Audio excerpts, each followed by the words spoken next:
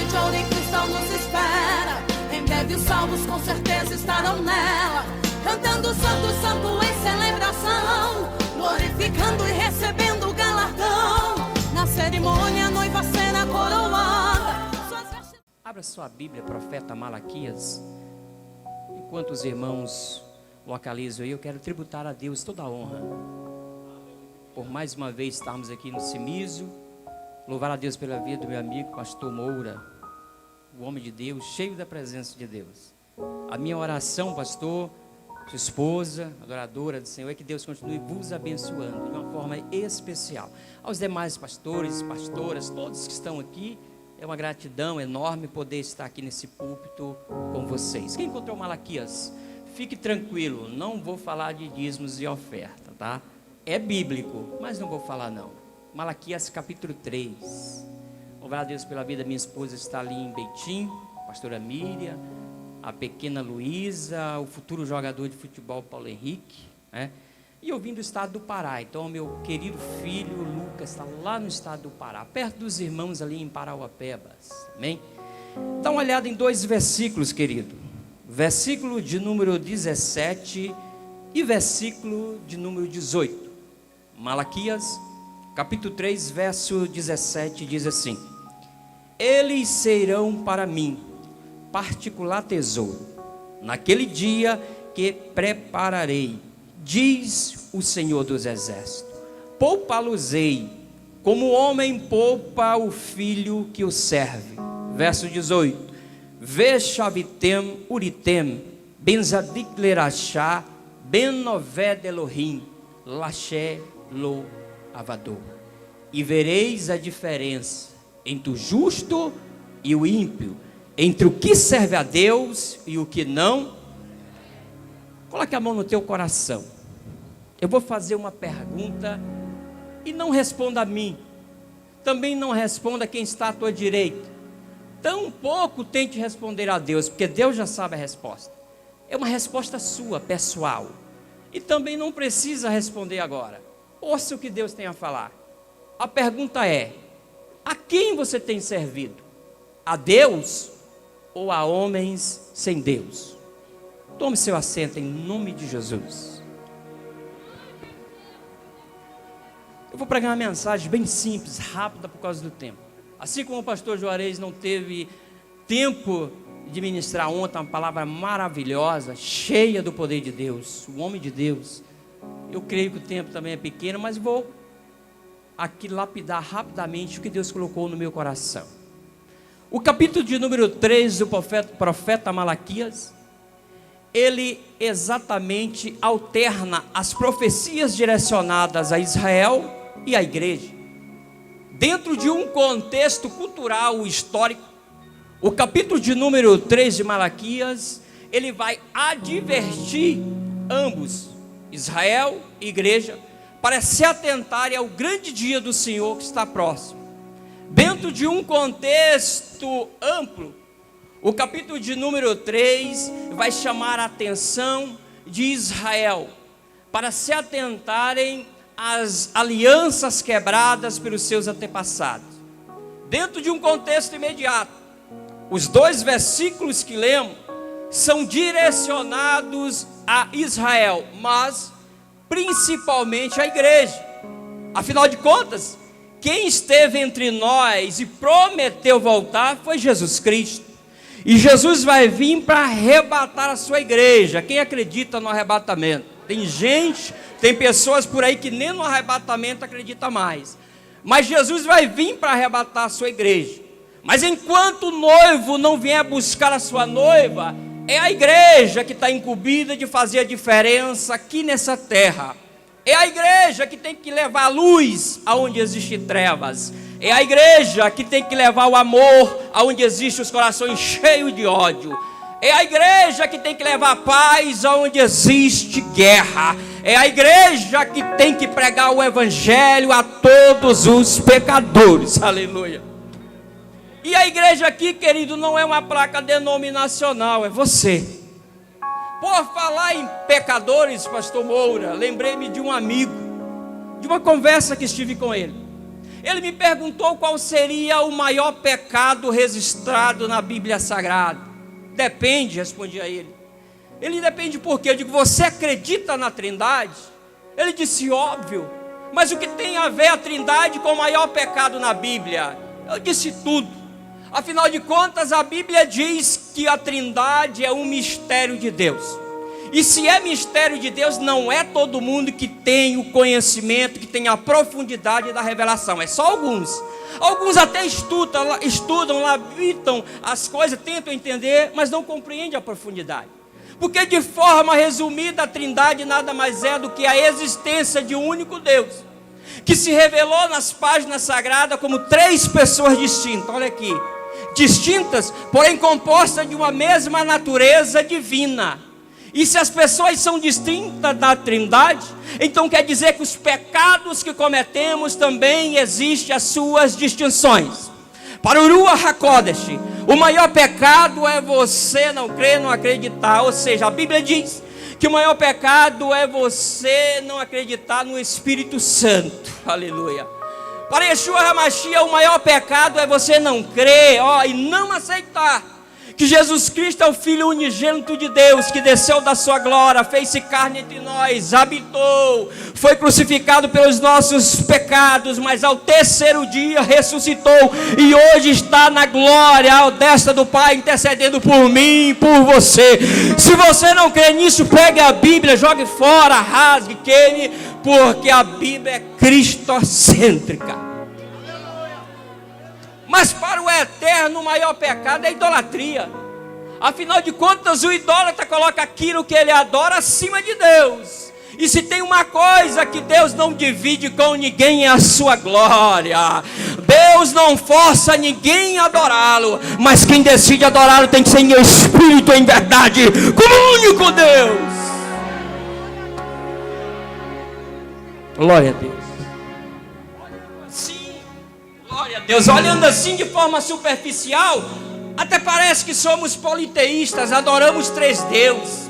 E dependendo do pecado que você comete, a profundidade vai interferir diretamente a um desses deuses. E a resposta é não, não e não de novo. Aí é que mora a parte do mistério. É o único Deus. E o pecado que você comete diretamente a uma pessoa da Trindade, automaticamente você compromete toda a Trindade. É diferente ou não é esse Deus? E sabe por quê? Porque eu quero falar sobre um Deus diferente. E sabe por quê? A Trindade é algo diferente, um mistério de Deus. Porque quem serve um Deus diferenciado. Eu quero em poucas palavras, em 20 minutos aqui, tentar resumir e falar um pouco desse Deus diferente. Aleluia. Afinal de contas, estamos vivenciando uma geração que existem muitos deuses. Para uns o Deus deles são animais, para outros Deus deles está no sepulcro. E há aqueles ousados que adoram um Deus que tem olho, mas não vê, tem ouvidos, mas não ouve, tem nariz, mas não cheira, tem boca, mas não fala, tem mãos, mas não apalpa, tem perna, mas não anda, está lá na parede estendido, é um Deus visível, porém irreal, não tem serventia. O Deus que eu quero pregar essa noite é diferente, senhores. É diferente por quê? Porque quem criou os animais foi Ele. Ele não precisa de sepulcro porque Ele é imortal. A minha Bíblia diz que os seus olhos estão acampados sobre todos aqueles que o temem. Os seus ouvidos estão atentos para ouvir a tua oração. Aleluia. E Ele sente a nossa adoração com um aroma suave. A sua boca sempre está falando através de um profeta, como pode estar essa noite falando com você. A sua mão sempre está estendida para levantar os que caem. Ele não precisa de perna para andar não, porque Ele é onipresente. Aonde tiver alguém decidido adorar em espírito e em verdade, Ele está presente. Eu te pergunto, é um Deus diferente ou não é? Por Ele ser diferente, Ele também escolhe pessoas diferentes. Fique tranquilo, Ele não faz acepção de pessoas não. É a Bíblia que fala que Ele só escolhe os diferentes. Os diferentes, já está falando a palavra, é diferente dos comuns. Porque a Bíblia diz que os diferentes, é o sal da terra. Os diferentes é a luz do mundo. Os diferentes, quando pensam que estão fracos, forte Deus os torna. Os diferentes têm fé. E quem tem fé vê o que muitos não verem. Quem tem fé crê quando muitos não crerem. Quem tem fé toma posse do que muitos não tomam. Quem tem fé acredita quando muitos não acreditam. Muitos são vencedores, mas a Bíblia diz que Deus escolhe os mais do que vencedores, porque são diferentes. Deus escolhe os diferentes. Eu quero pedir perdão a alguns pregadores. Tem 3 décadas que eu ouço que Deus está levantando uma geração. Continue pregando, que Deus vai levantar uma geração. Não é isso que a Bíblia fala. Deus já tem a sua geração eleita. Aleluia. E quando eu olho para a Bíblia, eu não vejo Deus levantando geração. Eu vejo Deus levantando e escolhendo pessoas diferentes para fazer a diferença em meio a cada geração corrompida que existiu na terra. Vamos para a Bíblia. Bereshit, quando nós vemos após a queda de Adão e Eva, nós vamos ver que o gênero humano está corrompido. Irmãos matavam um aos outros, pais matavam filhos, filhos matavam pai. E o que reinava naquele coração daquela geração era desobediência. Guarda essa palavra, desobediência. E Deus, pregador, pois é, Deus não levantou geração nenhuma. Deus escolheu e levantou um homem por nome Noé, porque viu em Noé a obediência. Noé creu quando ninguém quis crer. Noé tomou posse quando ninguém quis tomar. Noé acreditou quando ninguém quis acreditar. Noé foi diferente ou não foi? Quando uma geração se corrompe, tudo que Deus precisa é que tenha alguém obediente. Eu prego essa noite para alguém que é obediente. Deus está aqui olhando para pessoas que obedecem. E eu te pergunto, a quem isto tem obedecido? A Deus? Ou a homens sem Deus? Mas a Bíblia vai dizer, correndo aqui, que essa geração, os descendentes de Noé também se corromperam. E com o tempo levantou-se na terra uma outra geração. Mas fique tranquilo, não foi Deus que levantou, não. Porque a Bíblia vai dizer que aquela geração era egocêntrica. Deus não levanta pessoas egocêntricas. A Bíblia vai dizer que aquela geração era infiel. Deus não levanta os infiéis. A Bíblia vai dizer que aquela geração era semideus. E Deus não levanta semideus. E Deus, pregador, pois é, Deus também não levantou nenhuma geração. A Bíblia diz que Deus foi até uma terra chamada Ur dos Caldeus, e lá tinha alguém diferente. Porém, a sua família era idólatra, mas ele era diferente. A sua família fazia ali, ídolos, mas ele era diferente. Ele não comungava, não era complacente com aquilo da sua própria família. Por isso Deus escolheu Abraão, que posteriormente Deus mudaria para Abraão. O propósito de Deus ao lhe escolher é que tivesse na terra um homem, o que, igreja? Fiel a ele. De Abraão Deus formaria uma família, dessa família geraria uma nação. E para essa nação Deus faria a promessa de herdar uma terra prometida que manasse leite e mel. Oh, glória! Mas quando olhamos para a Bíblia, meus senhores, não é isso que vemos. Nós vemos que o povo escolhido de Deus havia virado as costas para Deus. Houve um tempo em Israel que o reino estava dividido: reino do sol, reino do norte, reino do sul. E a Bíblia vai dizer que o povo virou as costas e não adorava esse Deus. A Bíblia vai dizer que os sacerdotes estavam todos envelhecidos. A escola sacerdotal havia fechado as portas. A escola profética havia fechado as portas. E os poucos profetas que existiam estavam todos aprofundados na doutrina. Aleluia. E Deus, pregador, Deus também não levantou nenhuma geração. A Bíblia diz que o que consumia, vivia e predominava no coração daquela geração era o medo. O medo, ele paralisa muitos. Porque o povo olhava para os sacerdotes que representavam o povo diante de Deus, os sacerdotes corrompidos. O povo olhava para os profetas que representavam Deus diante do povo, os profetas corrompidos, na doutrina de Balaão. Então o povo ficou com medo. Eu conheço pessoas que pregam melhor do que esse simples pregador, mas se chegar aqui ele trava. Conheço pessoas que cantam melhor do que músicos que estão aqui, mas se chegar aqui trava, porque o medo tem paralisado muitos ministérios. E a Bíblia diz que tinha um homem que fazia uma oração diferente. Ele pedia para Deus levantar alguém diferente. Mas tem um detalhe, não tinha ninguém para onde Deus olhava. Então, pregador, finalmente Deus levantou. Não, a geração não. A Bíblia diz que Deus olhou no ventre de uma mulher e gerou uma vida. Quando aquela criança nasceu, cresceu, tornou-se um jovem e se deparou com a realidade de Israel, ele também ficou com medo. Aí chegou diante de Deus e disse: não, o Senhor errou. Errou, não sou eu, não estou preparado. Mas Deus não se engana. Capítulo 1, versículo 5, Deus diz a Jeremias: antes que eu te formasse no ventre, eu te conheci. Conhecer quer dizer intimidade. Jeremias, tu tem intimidade comigo. E antes que sejas amado, te santifiquei as nações e te dei por profeta.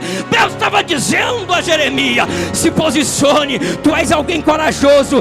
Deus está falando para pessoas aqui essa noite que veio para esse congresso, veio com medo, ressenchudo, achando que Deus não ia falar. E Deus está dizendo para ti: tu vai voltar diferente, tu vai voltar se posicionando.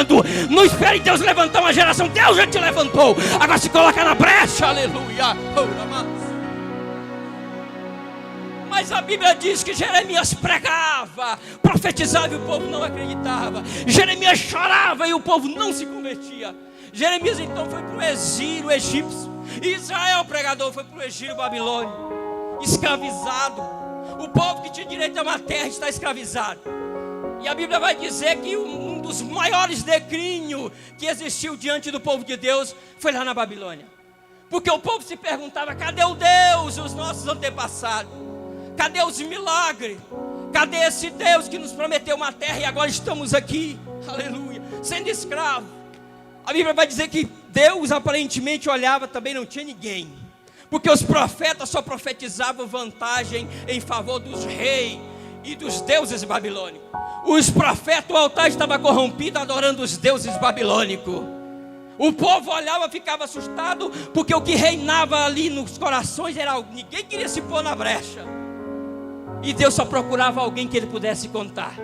No capítulo 2 está escrito que Deus chega diante, aleluia, de Ezequiel e disse: veio a minha palavra do Senhor, põe-te de pé, aleluia, e eu falarei contigo. Deus estava dizendo para Ezequiel: se posicione, Ezequiel, se posicione, porque tu és alguém que eu possa contar. Eu oro a Deus que é esse povo que está aqui essa noite. Deus está dizendo: eu posso contar contigo, deixa eu contar contigo, para fazer a diferença lá na tua rua, lá na tua casa, na tua cidade, na tua igreja, aonde tu pisares a ponta dos pés, eu posso contar contigo. Pois é, Deus também não levantou nenhuma geração. E aí nós olhamos, homem de Deus, para Malaquias. E a Bíblia vai dizer que o profeta profetizou a uma geração na qual os milagres haviam cessado, com Elias e Eliseu. A recordação, do exílio babilônico já estava sendo esquecida. As reformas de Neemias também já estavam sendo esquecidas. E aí, a Bíblia vai dizer que os profetas só profetizavam para rico. Olha para cá, aparece hoje. Eles só profetizavam para os ricos que davam dinheiro.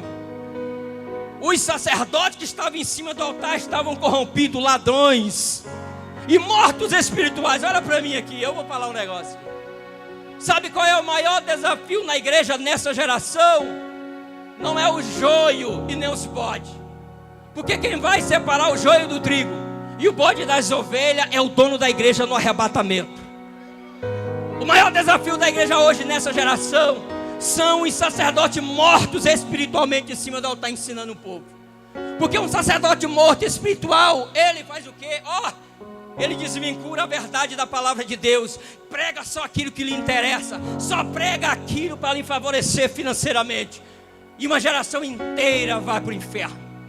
A Bíblia disse que aquela geração de Malaquias, o que estava impregnado no coração deles era a mentira. Porque os profetas mentirosos, sacerdotes mentirosos, e Deus, pregador, levantou a geração. Pois é, lamento dizer, Deus também não levantou geração nenhuma, aleluia. A Bíblia diz que Deus escolheu e levantou Malaquias. Agora por quê? Porque ele era verdadeiro, aleluia. Deus não tem compromisso com o imitador. Deus não tem compromisso com quem plageia nome, sobrenome, seja o que for. Deus tem compromisso com o adorador, que o adora em espírito e em verdade. E o Pai procura os que tais assim adoram. Se Deus está procurando verdadeiro, é porque existem os falsos. E os falsos, aleluia.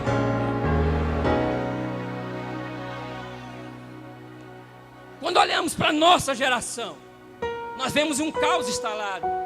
O que era pecado em outra hora, para muitos hoje não é mais pecado. Vivemos uma geração onde muitos preferem virar à noite navegando na internet, ao invés, aleluia, e tem mais, navega na internet para ouvir coisas que não deviam, mas no dia seguinte está na igreja, querendo ver Deus falar, querendo ver um milagre, querendo ver uma resposta de Deus. É uma geração que não ora como em outrora. Quando eu olho para a nossa geração, eu vejo uma geração de muitos que trocaram os estudos bíblicos das suas escolas, aleluia, dominical, os estudos aonde você congrega, por palavra de autoajuda. Só porque ele tem muito seguidor e tudo que ele fala viraliza, mas só viraliza na cabeça dos indoutos da verdade, porque quem conhece a verdade não vai trocar, e quem é a verdade é Cristo. Conhecerei Cristo e Ele vos libertará. Vivemos uma geração onde muitos, olha, preferem se apresentar como artistas em palco do que como adoradores no altar. Eu conheço alguém que diz: conhece fulano, viu lá? Está cheio de agenda, viajando para todo lado, mas as profecias, as revelações dele, todas mentirosas. Mas quer saber? Deu certo para ele, eu vou fazer também. Esses querem ser apenas, aleluia, aqueles que repetem o erro. Porque vivemos uma geração onde muitos preferem ser o eco da mentira do que, aleluia, a fonte da verdade de Deus. Eu conheço alguém que também já disse: você viu a igreja de fulano? A igreja nem de Cristo é mais, é de fulano. Porque a igreja tem foto dele para todo lado. Aí diz assim: a igreja está cheia, mas também lá vende de tudo. É óleo ungido, é lenço consagrado, até vassoura para expulsar demônio. Quer saber? Ele fez lá e encheu a igreja, vou fazer aqui também. Quer ser sacerdote morto espiritual em cima do altar. Fica de pé em nome de Jesus. Deus essa noite está aqui escolhendo pessoas, e pessoas diferentes. Deus não vai levantar geração nenhuma, Ele já tem uma eleita. O que Ele vai fazer é escolher pessoas diferentes para fazer a diferença. E quando Ele escolhe, Ele se responsabiliza. Deus essa noite está aqui olhando para pessoas diferentes, porque os comuns não vieram, moram ao lado, mas não vêm. Os comuns moram até em outro estado, tem condição, mas não vêm. Agora os diferentes veio. Você é diferente. Deus, na sua onisciência, onipresença, onipotência, está em algum país do globo terrestre, escolhendo pessoas diferentes para fazer a diferença por onde essa nação existir, pessoas e almas. Deus, na sua onipresença, está em algum estado brasileiro, escolhendo pessoas diferentes para fazer a diferença em meio a essa geração corrompida que nós vivemos nesse país. Deus, na sua onisciência, está aqui no Cimis essa noite, olhando para pessoas diferentes. Ele está olhando para ti, aleluia.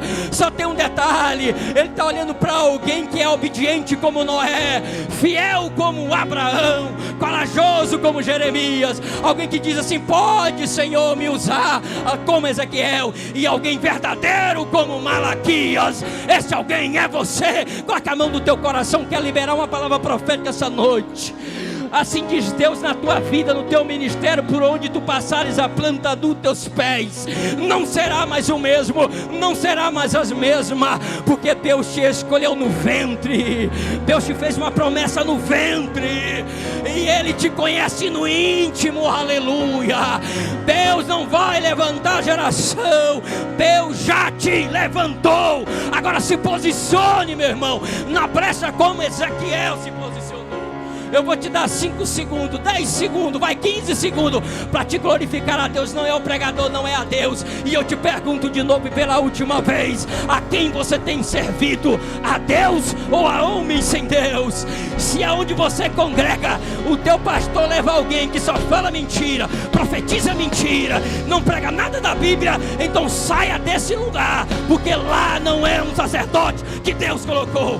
Agora, se tu congrega em um lugar aonde o teu pastor leva alguém que conhece a palavra, que vela pela santidade, que vela para você ir para o céu, lá você ombria esse pastor. É o homem de Deus que Deus colocou lá para te usar, para te abençoar. Recebe essa palavra profética na tua vida.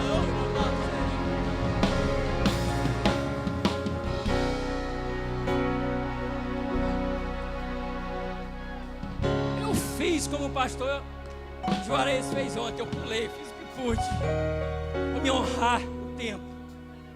Mas você não é comum, você é diferente. E aqui não é palavra de autoajuda, não. É a Bíblia que diz: Deus escolheu um povo diferente. Então não comungue com o que está errado. Eu também acredito que essa geração é a geração do arrebatamento. Pastora Andréa, eu acredito. Só que só vai ser arrebatado os diferentes. Os comuns não vão. Os comuns nem do arrebatamento eles falam, pregam, não gostam. Mas os diferentes crê que Jesus está à porta para buscar uma noiva lavada, remida pelo seu sangue na cruz do Calvário. E essa noiva é diferenciada. Essa noiva não vem de lenço, não vem de óleo. É uma noiva que é lavada, remida pelo sangue de Cristo na cruz do Calvário e que vela pela palavra de Deus. Só para encerrar, Yohanami, que veio João Batista, poderia ter sido apenas o eco da mentira, se tivesse ficado na porta do palácio profetizando mentira para o rei. Porém, ele preferiu e escolheu ser fonte, foi para o deserto. Enquanto os profetas que repetiam eco da mentira para o rei, ele foi para o deserto. Alguém olhava para João Batista e disse: é um doido, o que ele vai fazer no deserto? Mas eles não sabiam que ele era a fonte. E quem é fonte é diferente. A Bíblia diz que o povo saía da Judéia a Jerusalém e ouvia João Batista. Até o rei saiu do palácio e foi ouvir João Batista. Nós temos um nessa geração e eu oro para que Deus leve ele mais longe, pregando a verdade de Deus. Só que quem é fonte é diferente. Quem é fonte não perde o tempo falando mal de A ou de B. Ah, mas eu não gosto do jeito que ela canta. Mas ela é fonte, olhe por ela. Ah, mas eu não gosto do jeito que ele prega, quer ser demais, falar grego, hebraico. Mas olhe por ele é diferente. Eu não gosto do estilo daquele pastor, mas ore por ele, para ele ser a diferença lá naquela igreja, na vida daquelas pessoas. Eu sei que na internet vai ter muitos exegetas, né? Entre aspas, cutucando, falando, mas eu quero dizer para você, aleluia, o que vem de baixo não pode atingir quem é diferenciado e escolhido por Deus, que está no céu. Recebe essa palavra profética na tua vida. Eu libero essa palavra de mudança, de transformação. Deus está lá escolhendo e levantando pessoas diferentes. Você que mora em Suzano vai sair desse congresso diferente. Onde tu pisares a planta dos teus pés, Deus vai te justificar. Aleluia.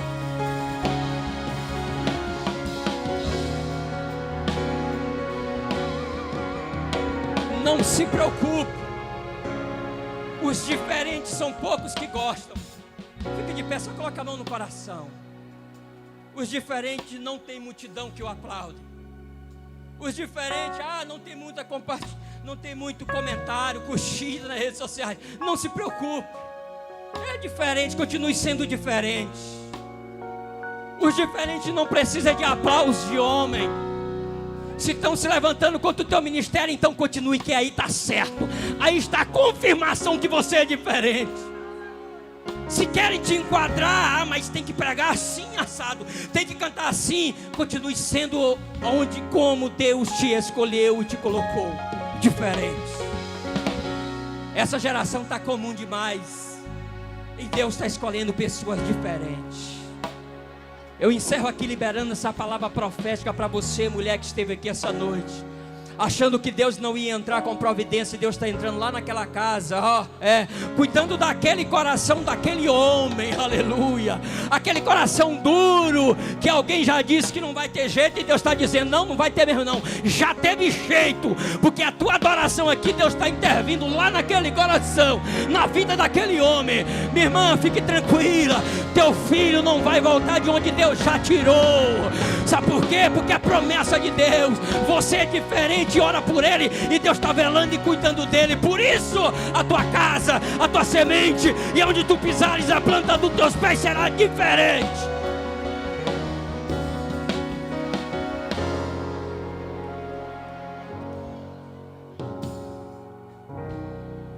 Quem tomou posse dessa palavra? Simples, bem rápida. Eu só vou dizer uma coisa para você. Coloca a mão assim no teu coração, pela última vez, prometo. E recebe essa palavra: você é diferente. Aleluia. Uma cidade de ouro e cristal nos espera. Em breve os salvos com certeza estarão nela, cantando santo, santo em celebração.